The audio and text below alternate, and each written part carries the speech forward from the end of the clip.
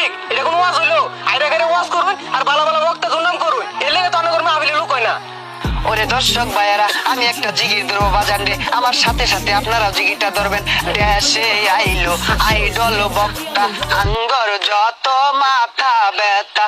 দেশে আইলো আইডল বক্তা, আঙ্গর যত মাথা ব্যথা। তার মাহফিলে 20 লাখ মানুষ, আঙ্গর মাহফিলে নাইকা। তার মাহফিলে 20 লাখ মানুষ, আঙ্গর মাহফিলে নাইকা। যাও 2-4 কামাই করতাম, সবই দিছে বাত মাইরা। দেশে আইলো ভাইরাল বক্তা, আঙ্গর যত মাথা ব্যথা। আরে কথা কোন ঠিক কিনা?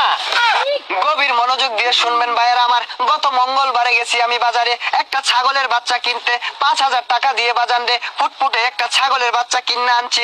বাড়িতে আইনা দেখি রাখার মতো কোনো জায়গা নাই। সারা রাত ছাগলের বাচ্চাটা আমার সাথে থাকছে, সারা রাতই ম্যামে করছে। সকালে উঠে আমি ভাবলাম ছাগলের বাচ্চাটারে তো কিছু খাওয়ানি দরকার। তারপরে মাঠে নিয়ে গেলাম, টানা 3 ঘন্টা ঘাস খাইলো বাজান রে। ছাগলটার দিকে চাইয়া দেখি বাজান রে, ছাগলের বাচ্চার পেটা টিমটিমা।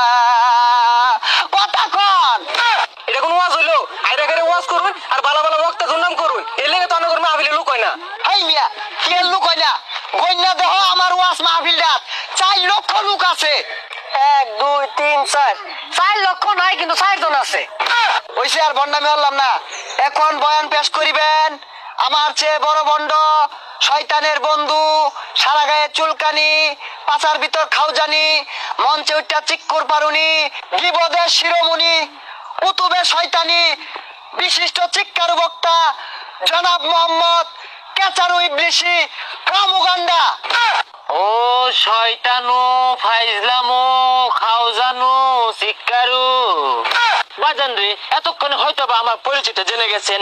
I am come from to কেকাতলা। দীর্ঘদিন যাবত এই বাংলার জমিনে আমি ওয়াজ করতেছি, ওয়াজ করে ভালো টাকা পয়সা ইনকাম করতেছি, ভালো মন্দ খাওয়ার সুযোগ হয়েছিল।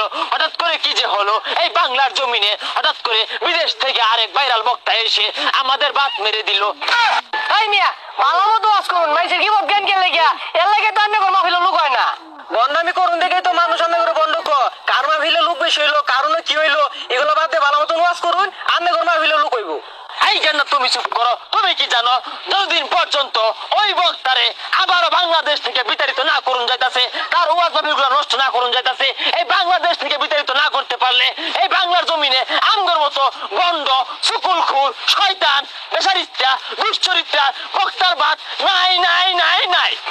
আরে কথা কোন ঠিক না বাজান রে, শুধু তাই না, এই সকল ভালো বক্তারা এতটাই জনপ্রিয়তা অর্জন করেছে, তারা চাইলে এই বাংলাদেশের প্রধানমন্ত্রী হতে পারে, তারা চাইলে এই বাংলাদেশের স্বরাষ্ট্রমন্ত্রী হতে পারে।